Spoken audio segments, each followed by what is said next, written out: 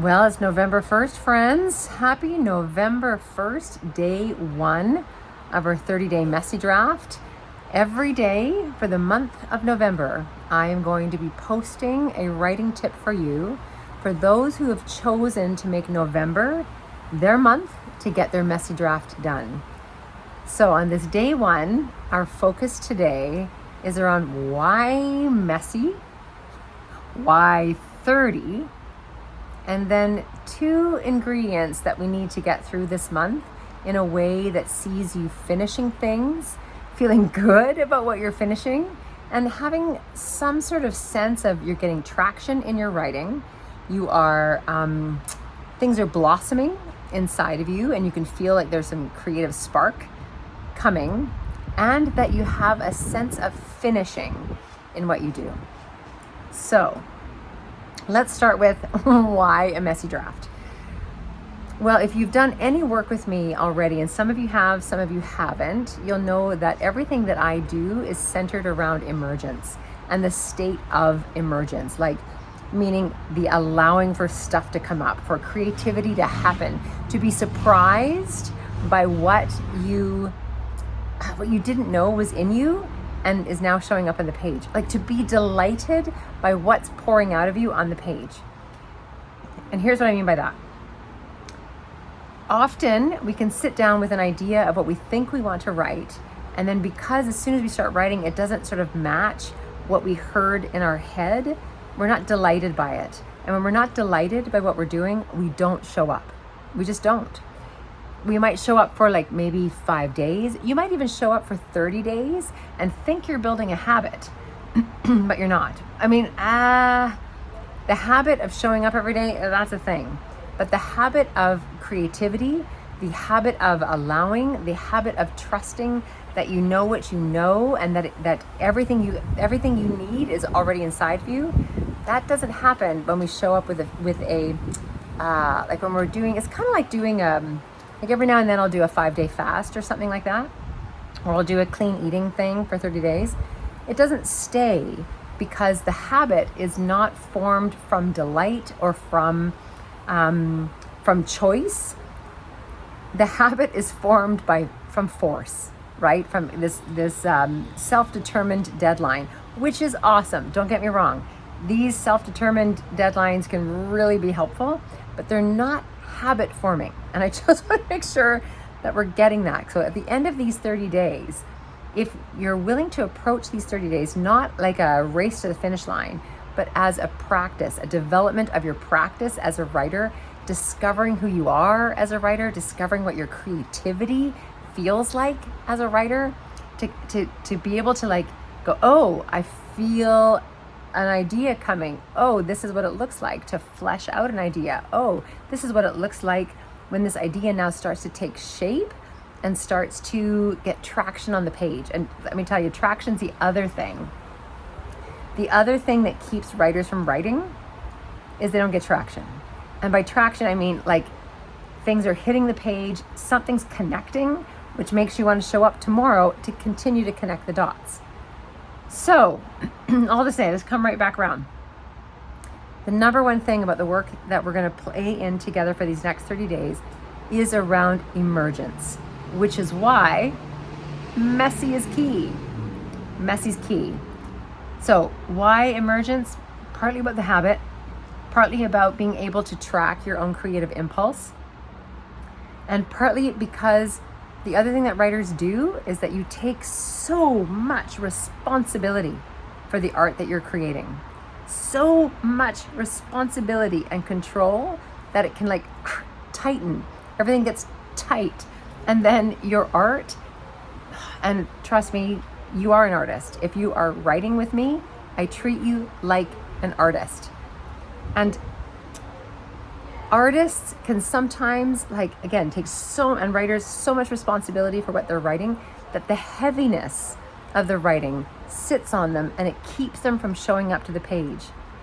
Half of the work is done from the place of what you don't know, not from the place of what you do know. And that's your creativity.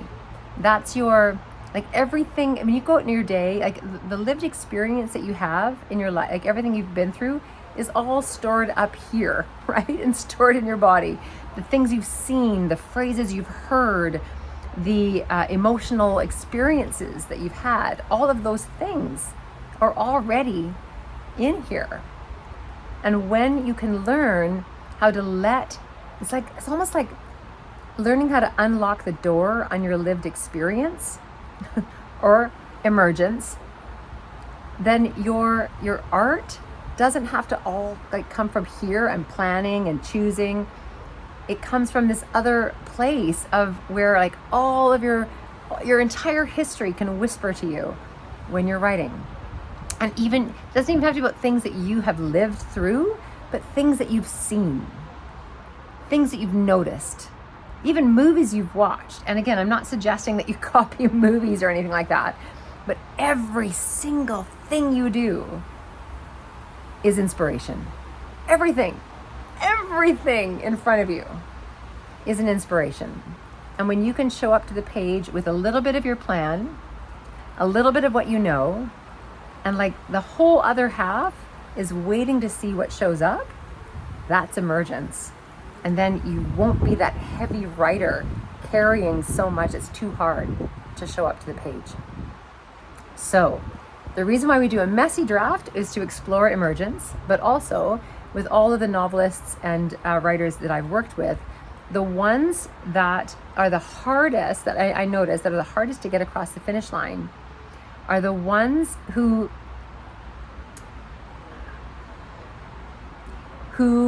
really struggle to let things be messy, to be surprised in their writing. And the other thing is that those who show up with this sort of fully framed draft, but it's all logic, there's no heart in the writing, and eventually that writer gets to about what I call draft 4 and then doesn't get it across the finish line because there's no heart, there's no soul, there's no surprise, there's no delight. There's no delight in it. So messy is part of like learning how to be messy is going to allow you to keep going, because you're not going to get so caught up in shit, this doesn't sound like it should sound, and it's not working. So there's that. Messy is also like this doorway into what you don't even know you have inside of you, but it's all there. Messy is a permission slip to be radically honest about what you're wanting to say and not have to get it right the first time.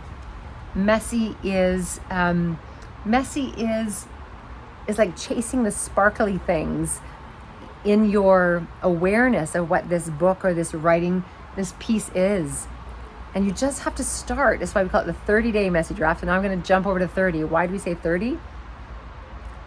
Now, the original November was called NaNoWriMo, National Novel Writing Month, which is actually an organization called NaNoWriMo. Now, that organization has closed its doors, but it doesn't mean we can't write in November. There's a reason I'm here. Because in NaNoWriMo, the goal of NaNoWriMo was to finish the month of November with 50,000 words on the page. I love that framework. So even though NaNoWriMo is gone, that whole organization, we're going to use this month of November, National Novel Writing Month.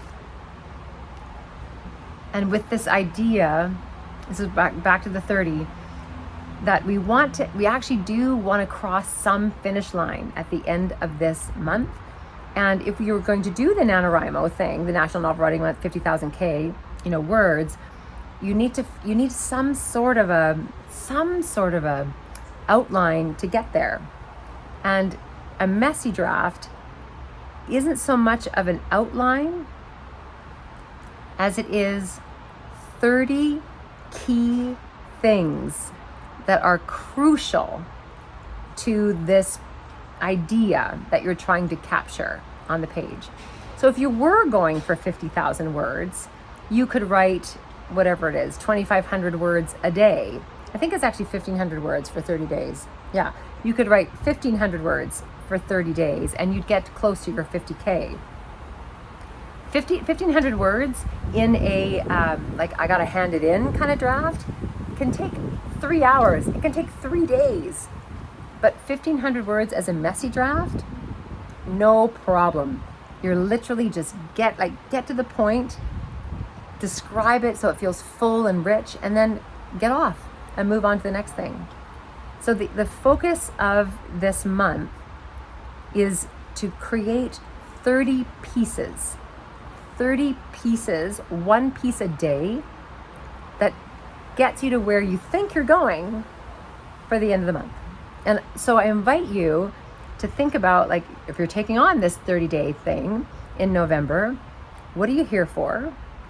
What are you exploring? What do you want to write? And then what we're going to do over the course of the month is you're going to choose 30 things. You're going to collect 30 things. This is what I'm going to talk about tomorrow, which is why sometimes we call the 30-day messy draft a collecting draft. So for today what I invite you to try on, I'll give you a couple other things. So I'm going to give you a writing prompt. And the writing prompt is around the whole piece. So you can come at it a couple ways. Some people really like to start with the end in mind. So here's a writing prompt with the end in mind. As my reader closes the last page of my book, they are thinking ... So that's starting with impact. Some writers really work well with knowing how they want it to end is how they are able to work it back and find the first 30. So again, as the reader turns the last page, they are thinking ... Another way in might be in the beginning, and it might look something like this. Enough is enough. You need to hear this ... Enough is enough statements are fantastic statements as writing prompts, because you're going to enough is enough a lot through a 50,000 word draft. And because enough is enough moments are these critical places in the plot or in the information. So if you're writing a personal development book that is more knowledge based and not a plot driven book, the enough is about, stop doing this, do this instead. And your reader actually needs to have some enough is enough moments to make the changes that your book probably promises.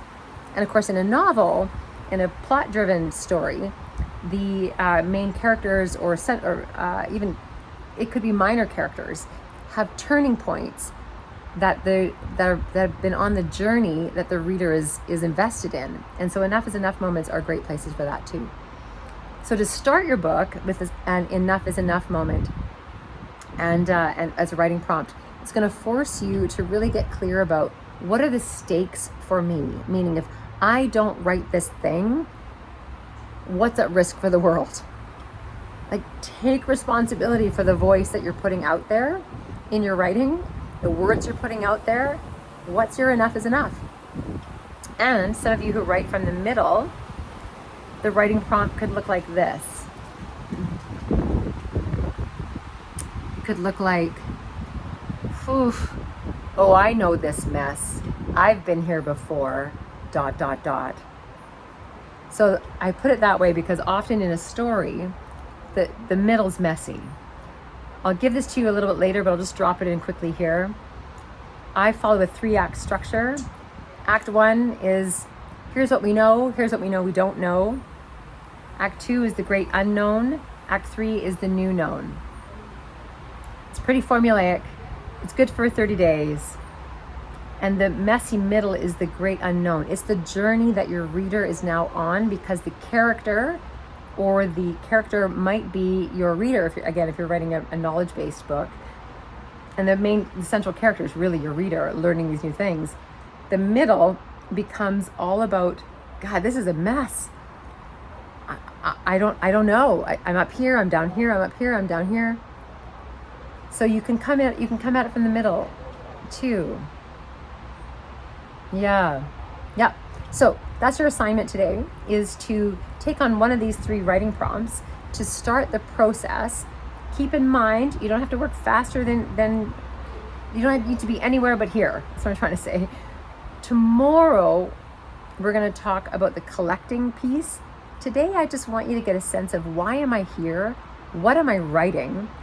Why does it matter to me? And why do I think it matters to the world? Write that. That might be your final chapter or your first chapter. I don't know, but write that. Okay, so now let's talk about writing. Like actually like sitting down and writing. The invitation for you every day this month is to write for 8 minutes. An 8-minute timed writing will change your writing, and absolutely you can get to a book through 38-minute timed writings. Is that going to get enough words on the page? No. But how you decide to engage in these 30 days is all yours. You might want to be here simply to get the outline figured out, just to collect the pieces. You might be here to cross a big finish line. You might be here to explore writing. So an 8-minute timed writing is like a minimum that you can do that kind of touches all of these things. An 8-minute timed writing will set you up for a 50K book. Remember, this is a messy draft. So a timed writing is about starting with a writing prompt, picking up your pen or your fingers if you're typing, and you set the timer for 8 minutes and you write until you're done, until the 8 minutes are done.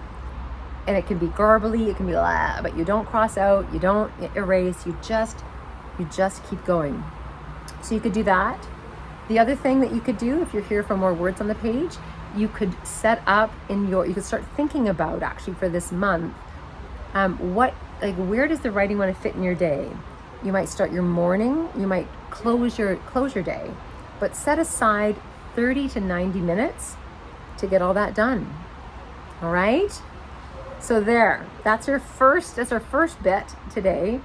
I want you to know that usually I've done this program as a live Zoom where we gather, but it just wasn't the flavor this year. So we're like, okay, I'm going to put these on Instagram. I'm going to put these in our Facebook group and just give it away.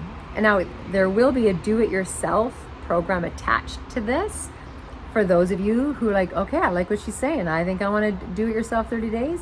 And you can pick it up off my website. It's not launched yet, but it'll be coming probably later this week, so you'll get it. All right, I'm Tina from Tina O Life. Your story matters, and this is your 30-day, what did I call this? Novel writing. Oh, I had a good game. I had a good jam. Novel writing jam, or November is novel, something like that. It's your 30-day writing jam. Your 30-day writing jam.